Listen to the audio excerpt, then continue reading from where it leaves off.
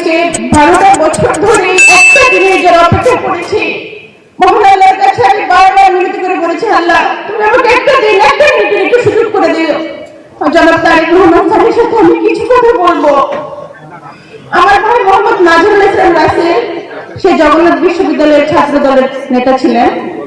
2013 সালে 4 ডিসেম্বর বসুন্ধরা আবাসিক এলাকা থেকে সুমন ভাইয়ের সাথে গুম হয়ে যায়। সে শুধু তার নেতাকে বাঁচাতে চেয়েছিল। ওকে যখন মেটাল রড দিয়ে পিটাতে মাটিতে ফেলে দিচ্ছিল, বলতেছিল সুমন কোনটা বল, সুমন কোনটা বল। ও মারকে ওর মাটিতে লুটে পড়ে বলে তাই হেঁটে সুমন। ঠিক তেমনই ভাবে 13টা বছর ধরে আমার বাড়ি হচ্ছে সেই পরে নকল উপজেলাতে। আমাদেরকে ঠিক এমন ভাবে অত্যাচার অবিচার করা হয়েছে। বিএনপি কাজ করেছে না, আমরা বিএনপি ছাড়ি নাই, আমরা ছেড়ে যাই নাই। আমার দুই ভাই এক বোন, আমি শুধু একটা কথাই কানে বাজে। আমি যখন ছোট ছিলাম আমার ভাইয়ের সাথে আমার এতটা খুব সুখের একটা সম্পর্ক ছিল। আমি রাগ করেও বলতো বাবার চোখে মনে নয়,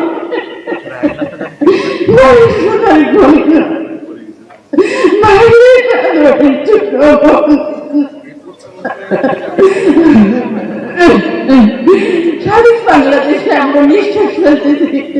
আমি শুধু সেই দিনটার অপেক্ষায় আছি। এই ফেসিবাদের ফ্যাসিজম বাদ বিদায় হয়েছে, হয়তো তারা আমাদের সাথে বাংলাদেশে স্বস্তির নিঃশ্বাস ফেলতে পারত। কত স্বপ্ন ছিল তাদের।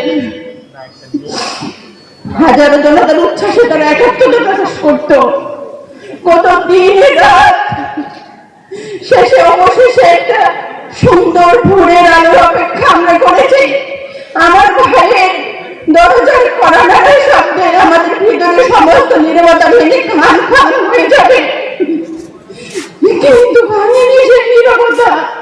আমার ভাইয়ের, আমার মায়ের, আমার বাবার অসংখ্য প্রশ্নের উত্তর আজ অজানা। কে দিবে সমাধান?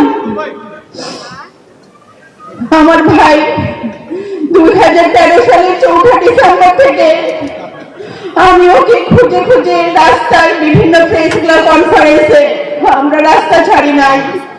আমাদের চুলিয়াপা, আমার আস্তি হাজারে কাজমি প্রেসের সামনে বসে আছে।